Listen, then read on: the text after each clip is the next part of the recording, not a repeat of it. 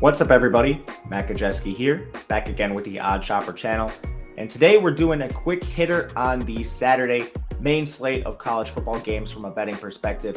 We'll give you our top three, meant to be a quick video. So if you're looking for more in-depth content, we have that via Betting You, myself, and Ben Raza break everything down for you in depth. So if you want the full-length video, go check that out. But before we get started, make sure to hit that thumbs up button. Subscribe to the channel and hit the notification bell so you know when this and all other content goes live. We are sponsored by Bet365, and they have a limited time offer for you guys where new users can make a deposit, bet at least $5 on any market that win or loses. You are still getting $150 in the form of bonus bets. This is available in Kentucky, Ohio, New Jersey, Virginia, Iowa, Colorado. Must be 21 or older, except in Kentucky, you can be 18. If you or someone you know has a gambling problem, please call or text 1-800-GAMBLER. All right, we dive right in. One marquee game on the slate, like premier marquee game. Penn State, Ohio State, battle of unbeatens. I took Penn State plus 4.5. I think you're looking for something beyond 3 in this market.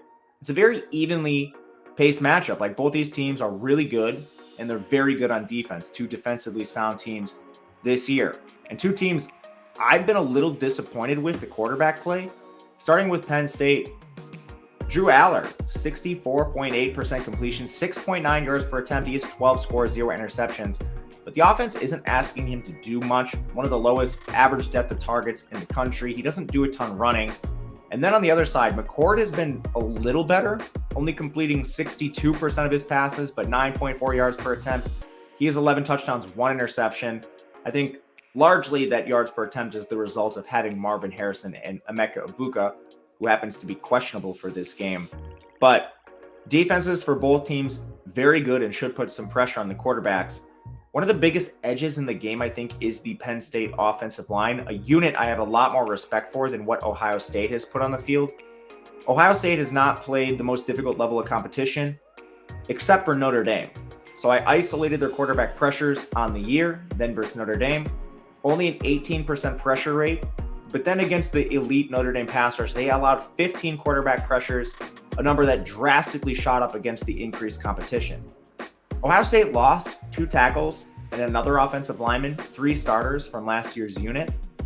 Now, they're more talented than most of the teams they play, so against Indiana, Youngstown State, Western Kentucky, Purdue, like, these numbers don't matter. They don't get pressured. When you face teams like Notre Dame, this does matter, and they do have a bit of a weakness on this unit. So Penn State's going to bring that to them. They're third in pass rush, something I'm worried about for sure.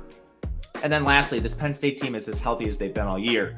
They had a couple defensive backs and defensive linemen either injured or suspended to begin the year.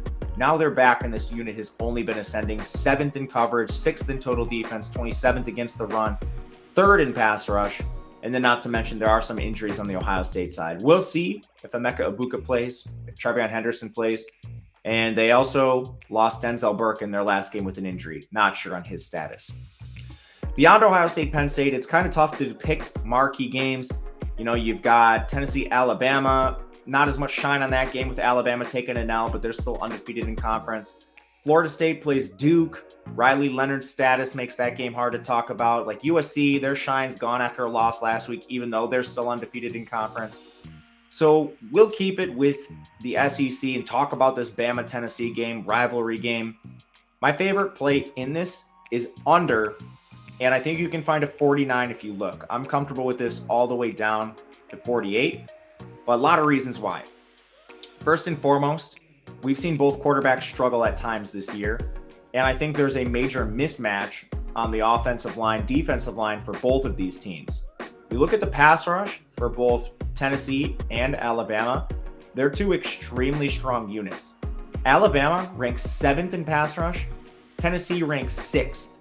Well, the Alabama offensive line is allowing pressure on 33% of Jalen Milroe dropbacks. Tennessee's been better at 25%. But Tennessee also has a slew of injuries. Andre Karich did not play in their last game. He's their left guard. They also lost Gerald Mincey in game, one of their tackles. This could be brutal for Tennessee if Alabama's able to find pressure on Joe Milton in this game, which I think he will be able to. Joe Milton has been far from spectacular, just a 61.5% completion for 6.9 yards per attempt. This is pretty dreadful. So I'm interested to see what these pass rushes do. Tennessee's great across the board on defense this year, 8th in total defense, 3rd in coverage.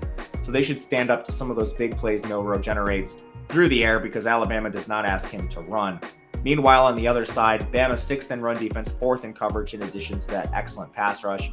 The main concern with the total is pacing in this game. Tennessee plays really fast. With that said, Alabama's 88th in pace. They're more than comfortable slowing it down into a slogfest. So I do think this gets played a little slower than Tennessee wants, with these defenses being the main matchup exploit that both team has. So we'll look under in this game. Last one I want to talk about is Oklahoma UCF.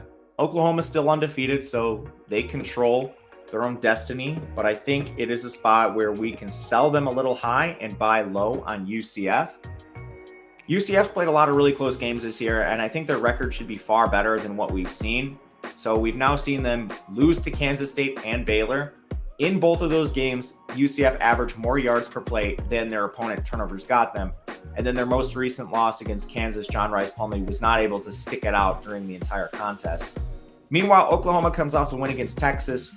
Impressive. They deserve to do it. But Texas averaged more yards per play, 6.8 to Oklahoma's 6. Texas just had the 3 turnovers. And that's going to happen when you have Quinn Ewers back there, especially when you can generate pressure. Oklahoma, 10th in pass rush. I mean, that put Quinn Ewers under pressure.